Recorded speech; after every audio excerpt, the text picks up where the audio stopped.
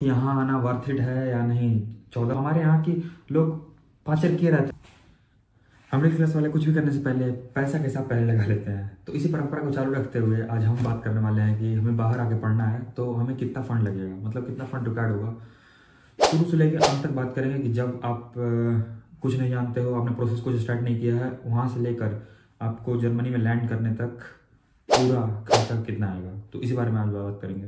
Hello दोस्तों, मैं उनके तो स्वागत करता हूँ आपका फिर से एक नए ब्लॉग में। और आज हम बात करने वाले हैं कि पूरा खर्चा कितना लगेगा। तो मैं बेसिकली शुरू से पहले चीज़ों को नोट डाउन करा देता हूँ कि किन किन चीज़ों के बारे में बात करने वाले हैं, क्या क्या रिक्वायर्ड होगा, तो उसके बारे में पहले बात करेंगे। पहले हमें, अगर मैंने प्रोसेस अभी स्टार्ट ही किया है तो पहले मुझे लगेगा लैंग्वेज करना। अगर उसमें भी डिपेंड करता है कि आप लैंग्वेज ऑफलाइन कर रहे हैं ऑनलाइन कर रहे हैं, और फिर एग्ज़ाम उसका लैंग्वेज का, फिर test test APS, uni assist, locked amount, visa का fee, flight ticket, shopping, forex card और कैश, और थोड़ा सा मिसलेनियस। ठीक है, तो अब पर्टिकुलरली एक सेक्शन के बारे में बात करेंगे। सबसे पहले मैं बात करूँगा, तो सबसे पहले बात करेंगे कि हम लैंग्वेज के बारे में। तो यार लैंग्वेज बहुत इंपॉर्टेंट है, जैसे कि तुम लोग को पता ही होगा, क ख ग घ सीखना जर्मन का इंपॉर्टेंट है भाई, बहुत इंपॉर्टेंट है। तो ये सीखने के लिए तुमको लगेगा ऐसा 75-80 हज़ार के आसपास। ठीक है, 75 हज़ार मैं लेके चल रहा हूँ, जो मैंने बनाया है लिस्ट। और फिर इसका एग्ज़ाम देने के लिए 18-19 हज़ार रुपये लगेंगे। तो तुम इसके अकॉर्डिंग प्लान कर लेना कि 75 हज़ार तुम्हारा सिर्फ लैंग्वेज कोर्स का लगेगा। और ये तुम्हारे ऊपर डिपेंड करता है कि तुम ऑफलाइन ले रही हो ऑनलाइन ऑनलाइन ले रहे हो। क्योंकि मैं लैंग्वेज पैंथन से मैंने लैंग्वेज किया था, तो वहाँ के अकॉर्डिंग मैं ये फीस बता रहा हूँ। B2 तक 75 हज़ार इनफ है। लैंग्वेज हो जाने के बाद तुम टेस्ट टेस्ट दो, टेस्ट टेस्ट का 14 हज़ार फ़ी है उसका, 14 हज़ार। फिर APS के लिए अप्लाई करो, 18 हज़ार उसका है। अब बात रही यूनी असिस्ट की। तो यूनी असिस्ट में यार डिपेंड करता है कि तुम कितने यूनिवर्सिटीज़ में अप्लाई करते हो। मैंने 5 का एवरेज लिया है कि तुम अगर 5 में करते हो तो पहले में 75 यूरो लगेगा, और फिर 30-30-30-30। तो मैंने 4 30 लिया है और एक 75, तो ये टोटल 195 यूरो होगा, जो कि 19 हज़ार के आसपास आएगा। 19 हज़ार ये हो गया। और ब्लॉक्ड अमाउंट अभी करेंटली के हिसाब से मैं बात करूं तो 10,30,000 के आसपास सबसे बड़ा अमाउंट ये है। क्योंकि यार ये पूरे प्रोसेस का सबसे बड़ा पार्ट ब्लॉक्ड अमाउंट ही होता है। अगर आपने ब्लॉक्ड अमाउंट जुगाड़ कर लिया तो सब कुछ हो गया। और भाई ब्लॉक्ड अमाउंट बहुत इंपॉर्टेंट है यार यहाँ, मतलब जब तुम आते हो यहाँ ना तो तुम्हें सर्वाइव करने के लिए चाहिए ही चाहिए। तुम ऐसा सोचो कि बिना ब्लॉक्ड अमाउंट का आ जाऊँ तो, और तो तुम्हें वीज़ा ही नहीं मिलेगा, लेकिन फिर भी एक हाइपोथेटिकल सिचुएशन लेके तुम क्रिएट करना चाहो कि मैं आ जाऊँगा ब्लॉक्ड अमाउंट के, भाई तुम आ तो जाओगे लेकिन सर्वाइव नहीं कर पाओगे। और फिर मैं उसके बाद करूँ, कब तुम जाते हो अपना सब सामान वामान लेके वीज़ा के लिए, तो वीज़ा का फ़ी 10,000 तुम ले लो, क्योंकि 6-6.5 हज़ार वहाँ लगता है, और एक 800-900 हज़ार रुपये के आसपास लगता है अप्लाई करने में। तो ये सब टोटल कॉस्ट तुम 10,000 ले लो, क्योंकि तुम जाओगे आओगे, उधर थोड़ा मिसलेनियस मिला के 10,000 ले लो। फ्लाइट टिकट 45,000, जो मैंने मेरा हुआ था वो 40,000 में हुआ था। और कुछ कुछ कभी कभी ऊपर नीचे हो जाता है, तो तुम अपने हिसाब से देख लेना, लेकिन 45,000 में एवरेज लेके चल रहा हूँ। और शॉपिंग के लिए मैंने सिर्फ 50,000 अलॉट किया है, और 50,000 में सिर्फ इसमें तुम नेसेसरी चीज़ें कर पाओगे। कपड़ा वपड़ा आई थिंक नहीं हो पाएगा, या फिर हो भी जाएगा, वो डिपेंड करता है कि तुम कितना वहाँ से लाने की सोच रहे हो, कितना यहाँ लेने की सोच रहे हो। बाकी फॉरेक्स कार्ड में 300 ले लो, और कैश ले लो 300, 400 भी ले सकते हो तुम्हारे अकॉर्डिंग, लेकिन इतना में हो जाएगा काम। अगर तुम्हें कुछ दिनों के लिए चाहिए, 1 महीने के लिए, तो बाकी सही है।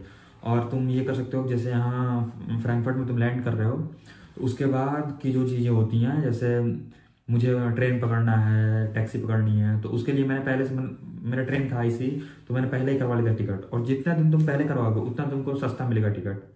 तो IC मैंने लिया था तो मुझे 32 यूरो का पड़ा था, तो उसका अगर तुम जोड़ो तो 5,000 रुपये उधर। फिर मिसलेनियस में 30,000 रुपये लेके चल रहा हूँ कि थोड़ा सा कहीं तुम अप और कहीं डाउन हो गए तो 30,000 मिसलेनियस ले लो। तो इन सब टोटल का हिसाब जोड़ के आएगा, तो टोटल 13,54,000 रुपये हो रहा है। और 30,000 तुम मिसलेनियस मिलाओ तो मान लो कि तुम 14 लाख, अगर तुम 14 लाख तुम कहीं से जुगाड़ कर पा रहे हो तो आ सकते हो तुम इधर, कोई दिक्कत नहीं है। एकदम बिल्कुल अपना प्रोसेस स्टार्ट करो, सब चीज़ें एकदम पर्टिकुलरली एक चीज़ें करते जाओ। और कोई भी दिक्कत हो तो हम फर्स्ट तो वाली चीज़ें कि फिर कोई दिक्कत नहीं। तुमको अगर करना हो तो ये आराम से इतनी चीज़ में हो जाएंगी। मतलब ये मैंने एकदम पर्टिकुलर जाके एकदम किया है कि ना तुम एकदम स्टिक टू द चार्ट हो कि भैया इसके अलावा ना मुझे खर्चा करना है ना कुछ। बाकी तुमको अगर लैंग्वेज सीखने के लिए अगर पीजी वगैरह लेते हो तो उसका एक्सपेंस मैंने ऐड नहीं किया है, क्योंकि वो पर्टिकुलर लड़के पे डिपेंड करता है कि वो कितना खर्चा कर रहा है, कहाँ रूम ले रहा है। क्योंकि अगर वहाँ रहना है तुमको सस्ते में दिल्ली में, तो लाडो सराय करके एक एरिया है जहाँ मैं रहता था।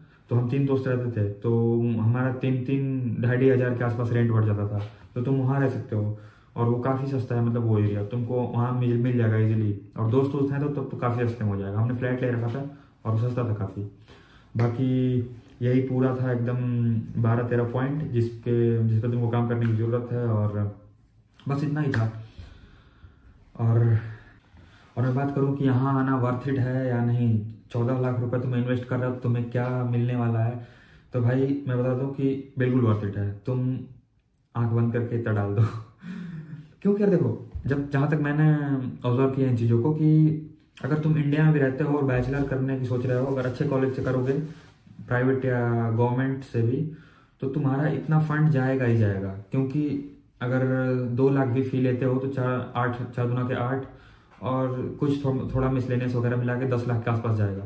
तो 4 लाख और एक्स्ट्रा मिला के तुमको बाहर का एक्सपोजर मिलेगा, फिर तुम मतलब चीज़ों को और समझोगे, सिकुड़ के नहीं रहोगे, तो हाँ वर्थ इट है।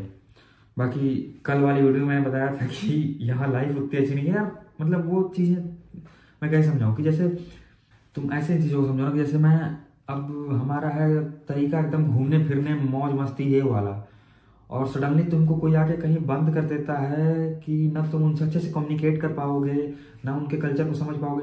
नहीं, जो यहाँ लोग हैं ना, जो यहाँ पैदा हुए हैं, उनके लिए इनके कल्चर वो एकदम बढ़िया है। जैसे कि मैं सैटरडे को निकला था, संडे को ये लोग सिर्फ सोते हैं, संडे के अलावा मतलब संडे को बस इनका दुकान भी नहीं खुला रहता है। हम लोग का क्या है कि भैया चलो 5-6 दिन काम कर लिया, तो अब संडे को जाके अपना ग्रोसरीज वगैरह कर लेंगे, घर का काम वाम कर लेंगे, या फिर कुछ कुछ चीज़ें हैं तो खरीद के ला देंगे। यहाँ फ्राइडे तक काम होता है अच्छे से, फ्राइडे के बाद इनका सैटरडे चालू, मतलब इनका छुट्टियाँ चालू हो जाती हैं। हाँ, फ्राइडे हाफ डे होता है, फिर सैटरडे संडे पूरी छुट्टी। तो मतलब इनका वर्क लाइफ बैलेंस काफ़ी अच्छा है। मतलब हमारे यहाँ की लोग पाचर किए रहते हैं ना, कि ये भी करो वो भी करो, तुम घर चले जा रहे हो फिर भी तुमको कॉल आया कि ये प्रोजेक्ट करना है, वो असाइनमेंट करना है, ये यहाँ ये सब चीज़ें नहीं है भाई। तुम्हारा वर्क लाइफ बैलेंस काफ़ी अच्छा रहेगा।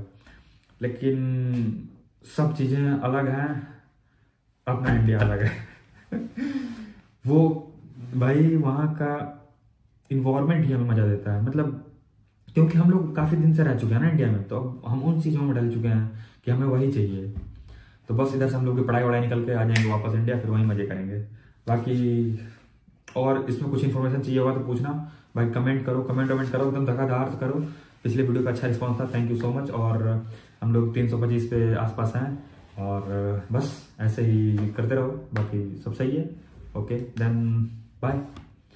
और कुछ तो नहीं बताना था, हाँ ओके ठीक है बाय।